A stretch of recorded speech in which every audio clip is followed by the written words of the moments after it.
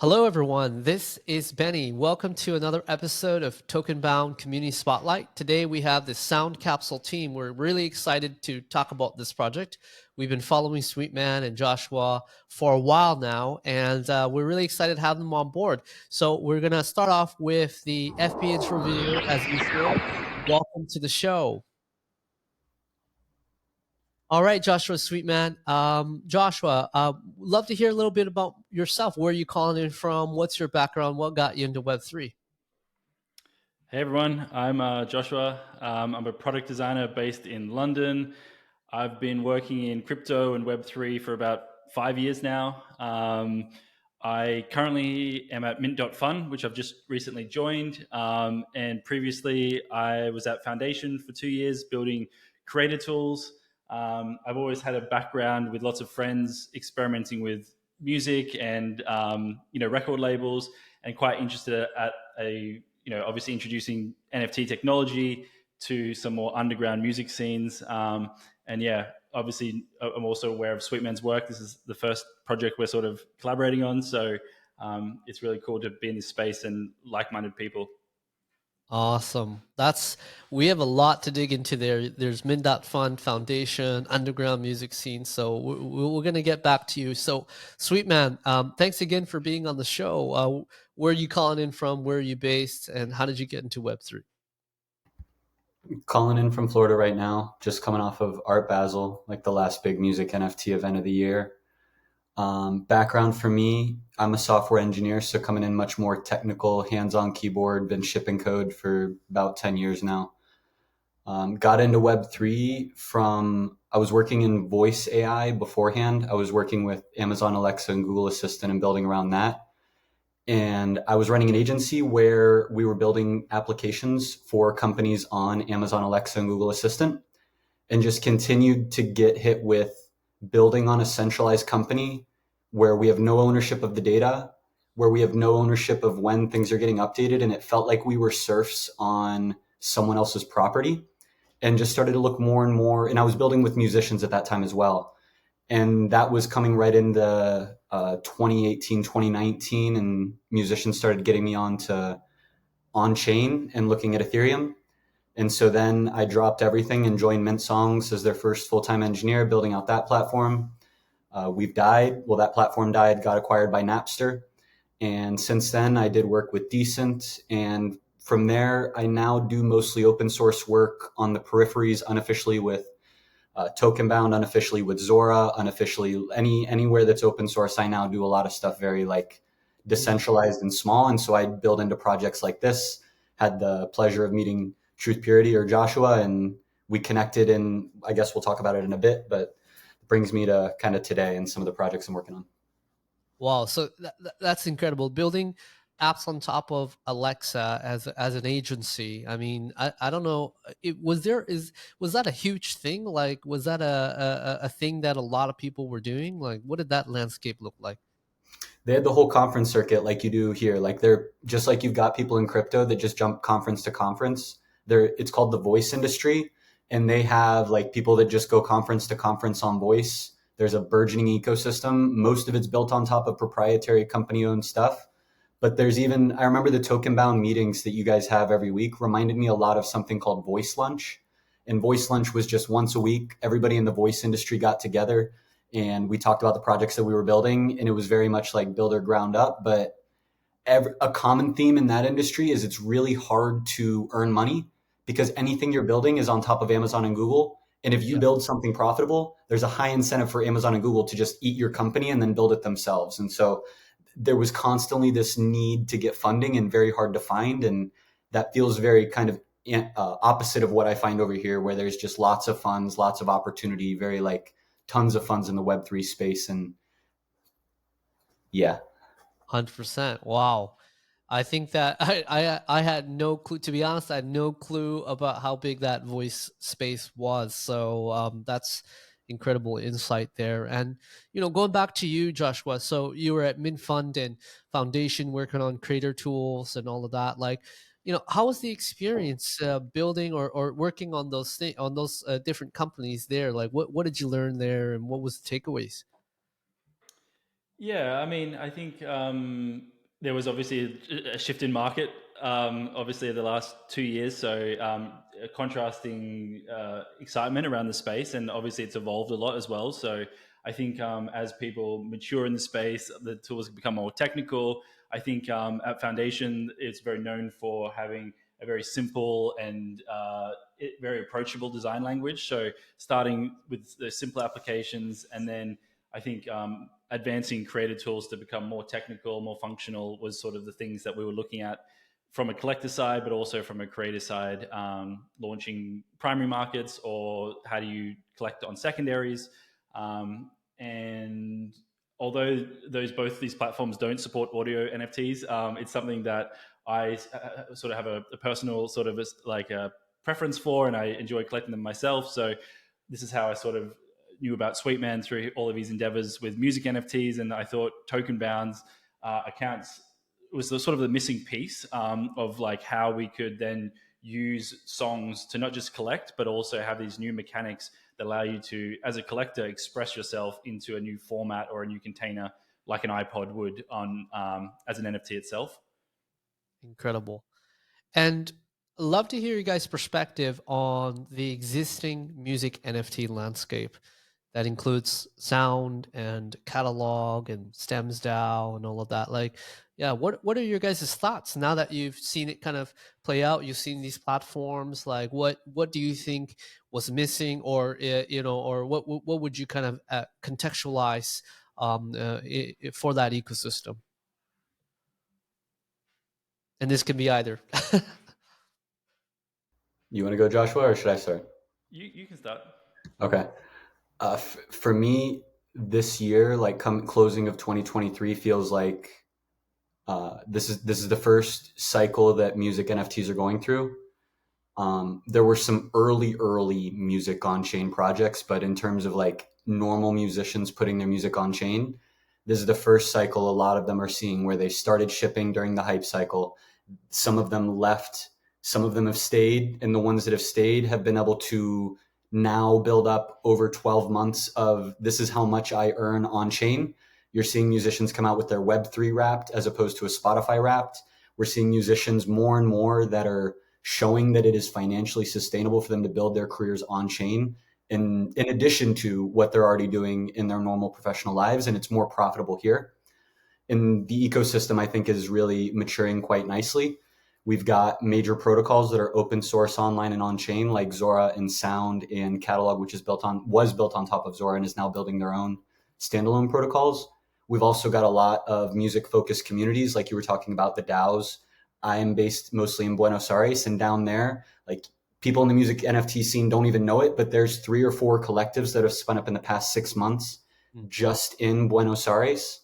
And so now you've got global communities that meet at places like Art Basel once a year. And then you've got more regional communities as well as even local communities that are just based on like a small city. And so from my mind, we're here. Like it's no longer something that it might be cool to see music on chain. No, you can now turn to any country, any city, and you'll find musicians that are publishing on chain. You can see the results financially and you can see the impact that it's having. So it's a very exciting time. And if you're a musician listening to this, just look around and see a community and join and start dropping in a local song camp because the infrastructure is there for you now. Incredible. And have you guys thought a lot about, because I've done some thinking around this space, and I think that like there's a lot of interesting narratives, right? So some context.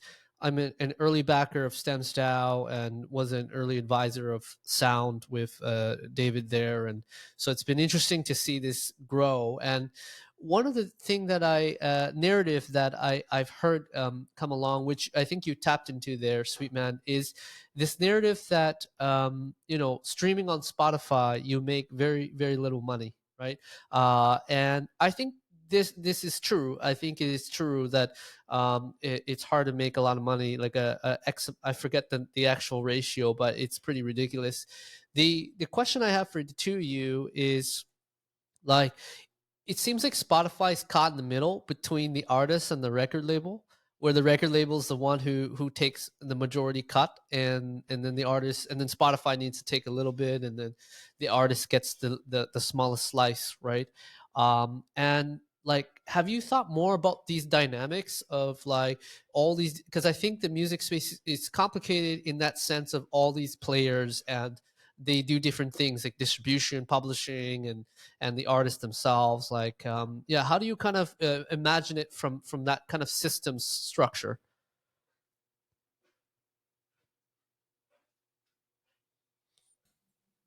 I'll Do let you you want to handle start, that. Sorry, Joshua, Mark. or go ahead, No, Josh? you handle it. Yeah. Okay, I got it. Cool. Um, from my perspective, it's clearing out the middle layer. I think we're going to see this a lot, but the past decade, as we globalized as a civilization, as a country in the United States, we created a lot of jobs that in the age of cryptocurrency as distribution rails and AI for creation rails are no longer necessary. So we're paying for things that aren't necessary is the short way. Like I think most of the infrastructure that Spotify's caught in a hard place. They built their career around something that is like a temporal value. Spotify's been around for what, 10, 15 years. We think of it as everything, but in reality, it's still a very young company. In my mind, it's filling a temporary gap in something that we call streaming, which for now is everything. In the long term, I think it's a good experiment that we tried. It's not serving musicians and it's not serving the industry, and we're going to end up seeing in crypto on the distribution rails of cryptocurrencies and with the creation technology of AI, we're going to see a new model for how businesses get spun up. Seeing the failures of Spotify, in my mind, Spotify is a failed experiment, and what we're building are examples in a new music economy. Got it. Yeah, I think there's like I think Spotify had several rounds of layoffs. I mean, we don't have to get into it, but yeah, I think it's like a challenging business model as a company. At the same time, like, you're starting to see this unbundling of streaming, right? Like, you had Netflix to start, and then there's HBO Max, and then now it's like pretty much every company has their own streaming, right? And I kind of contemplated this feature of like, if Spotify collapses, then like, does Universal Music have their own streaming platform, and then does like all the record labels have their own? And to the end users, like the fans, we end up paying $10 per month for 5 different music services, right?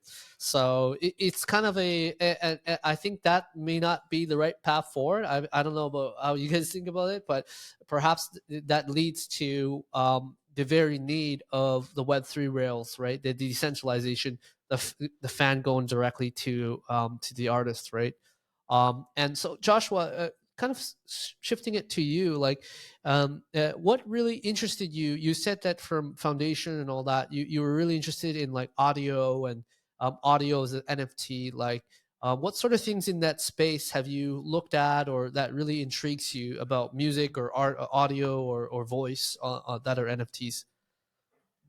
Yeah, I mean, I think my first exposure to like the audio NFT space was around stems as well. I thought that was such a cool new thing that like doesn't really exist so much, I guess, outside of like music producers. And I thought that like collecting or owning little pieces of songs was quite appealing to me. I think that modularity and like Lego building with different aspects of songs, I thought was a really interactive way to potentially own different parts of an artist's like expression, which I don't think you really have within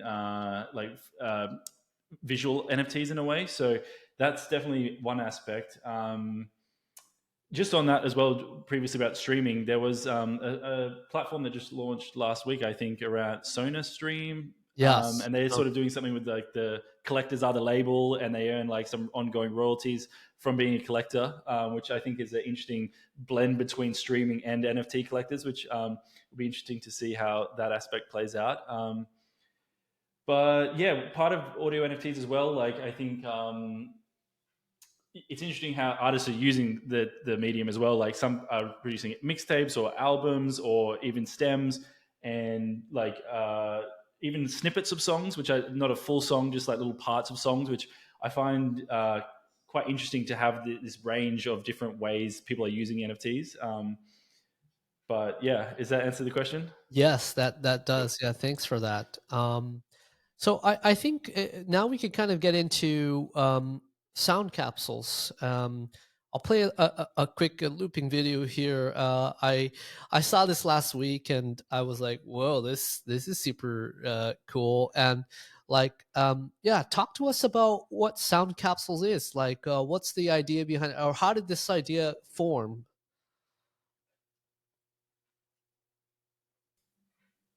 So it was a few things happening. I think we had previously looked at some HTML music players that were basically a container of pre-assembled songs that would be interactive as a audio player on any NFT platform or marketplace that exists. And one of the opportunities or insights that we thought was token-bound accounts allowed was actually to have a clean slate player that could then use NFTs that the collector owned to basically use that as the data to store inside of this this player NFT itself. And I knew Sweetman had been working on a few music projects and they were looking really exciting. And he was also experimenting with 6551. So we got in touch and did a call around like what would be interesting to build within this space. And we sort of brainstormed together around, you know, how it could work, what would be the things that we would need to build, and sketched out really like how the mechanics would work and what like app experience we would need to also support. And we've just been basically doing a weekly call where we collaborate and just do our own pieces and then come back together. And we've got also my brother who's been helping out on some of the front end code, who also does a bit of calls with us as well. But yeah, I think Sweetman, do you have anything to add to that? No, I'd been building for a while. Yeah, I'd been in the Tokenbound 6551 calls, and I had built a plat. I'll see if I can share just to give a little demo. Absolutely. Is that cool? Cool. Yeah. So I was building at the time something called on-chain albums. And so this was like the first experiment I really put out, I think, with music. And I demoed this in the Tokenbound group where you connect your wallet and then you select a token that you already have. I'm not signed into MetaMask, so I'm not going to go through it right now. But you select a song that you already have. It shows you all your music that you already have. And when you select it, it then turns that music NFT into a 6551. And then you can fill that with other songs. And then that immediately posed a question in my mind of like, why would I buy a song on Sound and then turn that into a CD and then fill that with other things? You know, like the design started to just get a little weird and skeuomorphic into how I was trying to do it. And then Josh came to me and had this idea of like an interface, and he was a designer and I'm not a designer and I always need a design counterpart. And so when he had the idea of like, let's do this, let's build an interface around 6551, let's build the container, I was like, I need a designer. He's got like, he wants to build with me. This feels perfect. This feels like the universe putting the stone in front of me. I was like, as a builder, I look for projects that kind of come organically onto my radar. And so when he came with the idea, I was like, let's take that step. And like he said, every week we have a call and he comes back with new designs based off of what I built. I build off of ideas that he has. And so Josh has kind of been like the guiding star as like the interface designer. But now after, I don't know, 6 months of building together, we're now at a place where we fleshed out some of the ideas. ERC 6551's now launched V3. So we've got cross-platform. We've got like all these new features. And we're starting to think, okay, now we need to start talking about it. And Benny, you're the first person that we're talking to about it. Incredible. I love it. I you know, I live for these moments where it's like I literally Sound and stems. I remember it was like the first call and we're just like, yeah, you know, it'd be cool if we stems were NFTs and you know, you never know where it would go. So it's incredible. And you guys met, how did you guys meet each other again? It was in the Telegram, or you guys just met on Twitter, or like where did you guys meet each other? It was on Twitter just after, yeah, seeing Sweetman's like work with the music MTs, but then obviously it's all a big circle of different experiments happening. So music NFTs, 6551, that was just sort of the right chemistry to do a project together. Hmm. Now, practically, so Sound Capsules. Tell us a little bit more. So, instead of a CD now, it's like it looks like a player, right? A on-chain player that has music NFTs inside. Is that correct, or how would you kind of describe it? The way I like to explain it is just like it's a simple audio player for creating token-bound playlists, See. and it's basically an empty shell, and that shell is interactive, and it renders whatever the contents is. So if there's no songs by default, you're minting a empty player like you're buying a new iPod from the Apple Store, Yeah. and it's only once you've minted it then you can manage it, and that managed process is something that we're building in the app experience where you will be able to transfer in, you can reorder, you can remove things, and that's going to basically render the contents to be displayed in the physical device itself, or like the parent NFT's screen on the device. Um, and yeah, I think it's a really interesting way for a collector to sort of have this layer of personalization, where a lot of collecting now, you sort of collect something, it might sit idle in your wallet for ages Yeah. until you want to sell it. But now it's sort of this place where you can collect to actually then go self-express. Maybe you make a mixtape, maybe you get other people to listen to it, maybe you get other people to buy it. You're actually adding new context through the container of a token bound account, but other people can also experience it through the interactive nature of the HTML player itself. Hmm. Now, where do I go to listen to the playlist? Is it on a website that you guys are building, or will it be embedded in the iframe of OpenSea where you can click play? Like, how do you kind of imagine the different surface areas of interaction?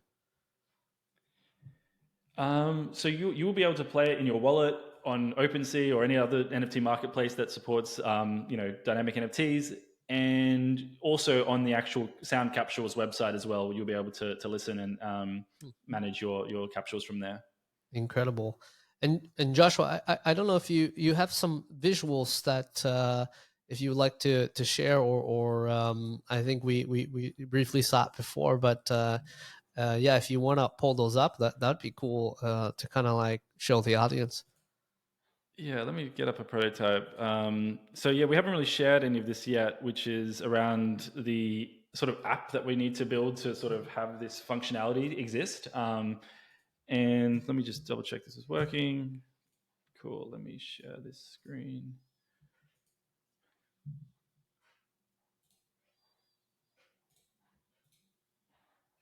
Cool. Let me do this. Can everyone see that? Yes. Okay, cool. So yeah, this is basically what will happen in early 2024 when we start to open for minting. But this Sound Capsules page, which currently already exists, will have the ability to mint. And as a collector, you can come in and mint NFTs. And once they've been minted, they will be under your capsules.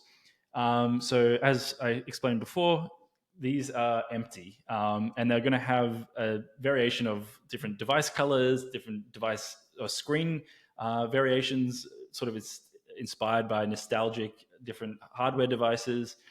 But yeah, they're all basically blank, allowing anyone to go in and create custom playlists in these devices that are basically public for anyone to listen to. So I will select one of the capsules, and then this is basically my management section of the capsule. So below we have our rendering here, and then below we've basically got the capsules wallet, and by default there's nothing in there. So what we need is to be able to transfer auto NFTs in. So if I go to my transfer in contents, this is basically my connected wallet, and it's only displaying audio NFTs. Mm. And you'll be able to listen and preview to which song you might want to add in. You can see the length of it, you can see the name, you can see the thumbnail, you can listen. Cool, I like the look of this one, for example. I'm going to send it into my into my capsule. Now it's gone from my wallet, and now it will live inside of the capsule's wallet. And once you return, you say, I've done sending it songs. So in this example, I've sent 3 songs. So now they live inside of the capsule's wallet. And the only really things I can do now is either I can transfer them out, I can reorder them, or I can add more in.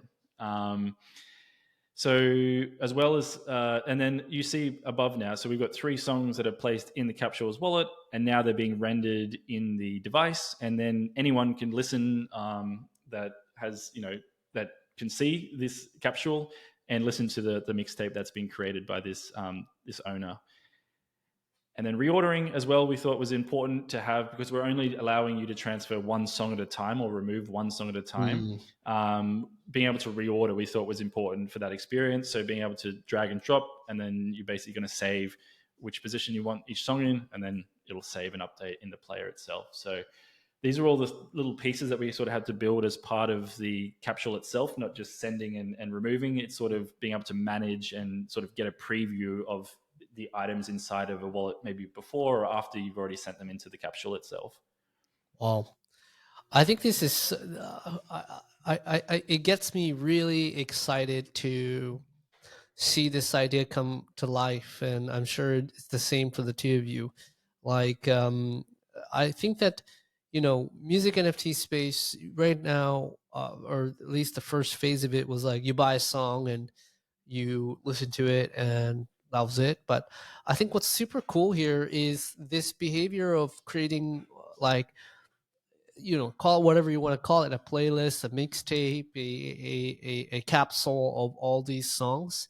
That curation aspect really takes it up a notch, right? Like if I create a capsule with 5 songs that I bought, and it's like showcasing, my R&B vibes or something like that, it'll be reflected here. So I think that's really, really interesting. And I think even to take this further, I don't know if you guys have seen Mike Boge. He recently released a project called H2, which is like a water bottle NFT on base, and you can put like stickers on that NFT bottle. And it kind of made me think of that, because here you're putting music into this capsule. And actually, I think at first I was thinking that the real estate in the middle of this NFT, where it shows the song name, I was thinking, oh, it's quite small. Like it's like it's in the center of it. But I actually think there's opportunity to decorate the sides of the capsule with stickers, and not just expressing the music that's inside, but you know how people used to draw on the top of the CD, or the CD case or something like that. So yeah, no, I kind of see like the possibilities are quite infinite, and when you sell it, it'd be like a singular package, right, with the music, and if there's stickers and stuff like that people can buy.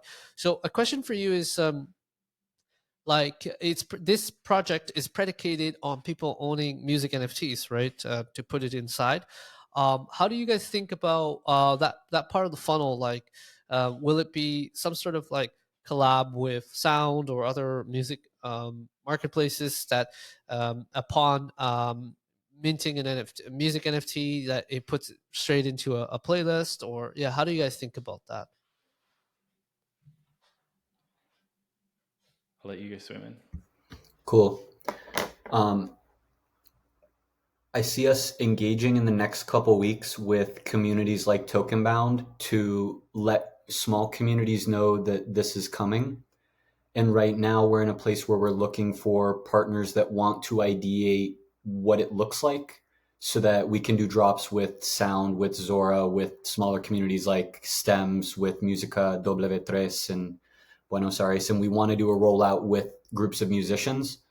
A big influence for me is Songcamp, and how Songcamp continues to do really cool things on the product side. And then when they drop a product, they drop it by filling it with some of the best musicians to allow that blending of the technology and the art. And so I think my mood board looks like what do we want to build? What's the musical experience we want to build as the opening up of this product? Just to like build on the work that Song Camp has done. And then I think we're imagining this as a slower rollout, and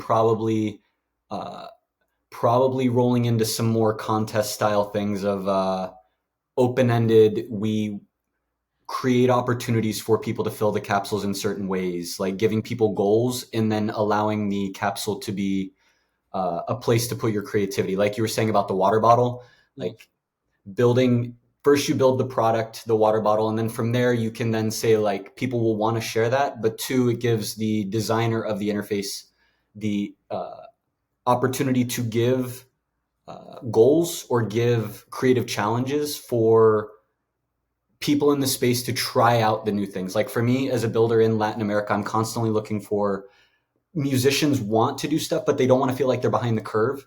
And so giving them this is like, here's a brand new thing. Nobody else has used this. This is your opportunity to leave your mark on the world. Do you want to come and do this with us? The cost is you just put your imagination on. You already own 3 NFTs on Sound, fill them inside of a capsule, enter that into a contest that we have. And one of the cool things that ERC 6551 has recently unlocked for us is multi-chain. And so now we've already supported it inside of the interface, but you can fill it with base NFTs, you can fill it with Optimism NFTs, you can fill it with any chain, and then you can manage that experience, sign from that wallet, and do all of that management across chains. And so it's a new way of imagining music. I don't remember what the original question was, but here we are. Yeah, that's awesome. And what are the biggest challenges for you guys, like as you think about Sound Capsules? Like, is the intention of this in a similar vein of Sound Camp, where of every season there's like a reinvention and a new exploration, or are you guys thinking of forming a, I don't know, it could be a decentralized org or a real org, a real company and all of that? Like where do you guys kind of see the final output of this?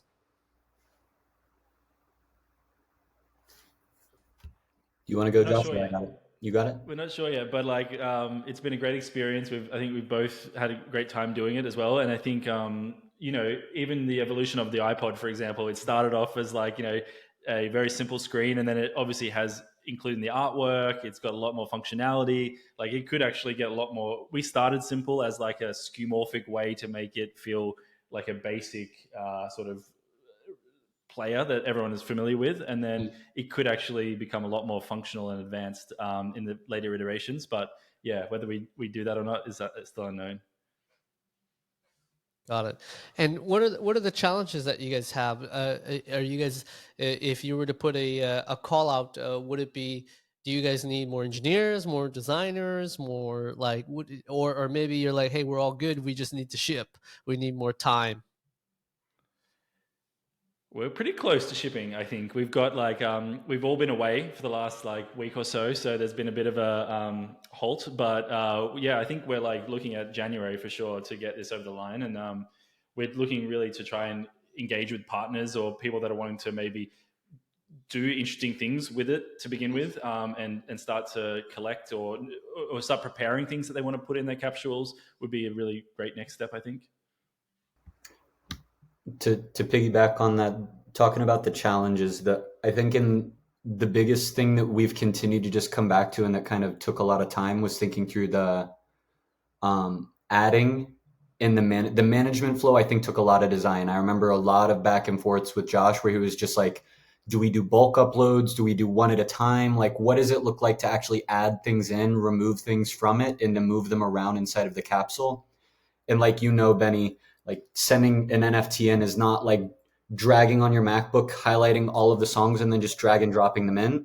Each of those songs is potentially on a different contract that has its own approval step in order to do that transfer. And so we've been doing a lot of thinking on doing things on chain, doing things off chain, doing things in the middle. And so that was one, like management. And then the other one is multi-chain. With V3, it's been awesome. Recently, I've been trying to think with how high gas costs have been. What does it look like for the interface to be on Zora? And this is something I need to still talk with Jaden of, just like, if it ends up getting released on, instead of on mainnet, on a Zora, Mm. and the capsule starts as a representation of a token on Zora, and then it still is multi-chain. How do we do all of that management of, I need to move an NFT that's on Optimism, but the capsule itself is on Zora? Do I communicate back through the ETH bridge back to ETH mainnet back to Zora? Do I have a new bridge that bridges me straight to Optimism? How hard is it for me to communicate from Zora back to ETH mainnet? So just trying to think through, like, we've gotten it figured out starting on ETH mainnet and then communicating outwardly to those L2s. You guys have done a great job giving us that documentation. But now thinking through the other way of what happens if the Tokenbound account starts on an L2 and then we want to communicate back to the main chain or to the other L2s, like what does that management experience look like? Yeah, and I think you're probably one of the only projects, or one that we've heard of, where there's a desire for L2 to L2, or kind of exploration, and certainly something that we have talked about amongst me and Jaden. And I think for V3, likelihood it requires the connection to ETH. ETH is kind of like the London Heathrow airport to most of Europe, so you got to go through there to connect. But I think that there's certainly something, maybe even for V4 or in between, that can skip that. So and it'll make it so much easier. And I guess it comes down to where most of the music NFTs, like, where do most music NFTs live right now? Do they live on mainnet, or I Sound has their own L2 as well, right? Sounds built on Optimism. On OP Optimism. mainnet. Yeah. So Okay, Sound's got OP mainnet, and so that's tons are getting created on OP mainnet. And yeah. then Zora has been incentivizing their own network. So most music on Zora is going on Zora mainnet. Optimism's increased a ton. Mm. The latest music NFT I've heard of on mainnet was Jaden Violet's UVR, and he's just gotten beat up by these high gas prices. At Art Basel, the conversation was on all L2s. All the musicians, at Really least that showed up to Art Basel, have fully migrated to L2s, and that's where they're thinking now is mostly OP Stack, because that's where Sound's built, that's where Zora's built. got it. A lot on OP Stack right now. Got it. Got it. And while you mentioned Art Basel, like, what was the interesting thing that you found out there, from the music side, and what were some of the off the beaten path things that you were like, you also witnessed? It was my first time at Basel. Um, Overall, I think the musicians that went there left it, myself included, feeling inspired by the work and ready to rest. Like this, Art Basel's at the start of December, the last kind of week of productivity before people go offline for the holidays. So there was also Kanye had their album released down in Miami the same time. Zora had an event. Jaden Violet had one of his UVRs, and you just, for the people that were in the music NFT space, you go to the events and you see the same musicians there. And it was just a hangout session. People say hi, people were performing, everybody's there clapping. All the people that you see in the metaverse are there in real life. Mm, So the space feels very optimistic. I think there are still a couple of people that are struggling. Um, less music. I think more musicians are finding their niche. More mm, people that are on the management side or like not music. There's a class of people that are still struggling, but a lot of people showed up, enjoyed themselves, and are leaving saying like they want Art Basel to continue to be a part of their year as a last final creative outlet before just kind of going into reflection mode at the end of the year. got it. That's super awesome. Yeah, thanks for that insight. Um, you mentioned collectives in Buenos Aires and Argentina. Are these collectives what they call decentralized record labels, or maybe that term no longer, or DAOs? And like, yeah, like tell us more, and maybe even Joshua has some thoughts too on that aspect. Do you want to go first, Joshua? You I'll can go. okay, I'll start. Um, I think it builds on what you said earlier of this new iteration of curation. I think curation is the focus. I don't know if it's the goal is necessarily decentralization, but more. I'll name drop some collectives. So you've got Música W3. It's a group focused on Latin Americans. They're helping Latin Americans do collective drops. It's open on their daily spaces, but their drops, they do curated drops of their musicians. Neutro is similar. Neutro is an open house. Neutro's gotten featured a lot on Zora. Neutro does curated drops. So they have the open platform, but they focus on curated drops. And then a third example was Casa Kismet, also got funding from Zora through the Energy DAO grants. And they got a creator house inside of Buenos Aires. And then they had a 1 week long event. Any musician could apply, but they curated a list of musicians, of creators that they then let live inside of the house. And then they created on Zora under a shared brand. So they had casakismet.eth and they published underneath a shared collection on Zora. But it feels very focused on curation. I don't know if I would consider it a record label or a DAO. When I think record label, I think of musicians signing and like being a part of that and kind of only that.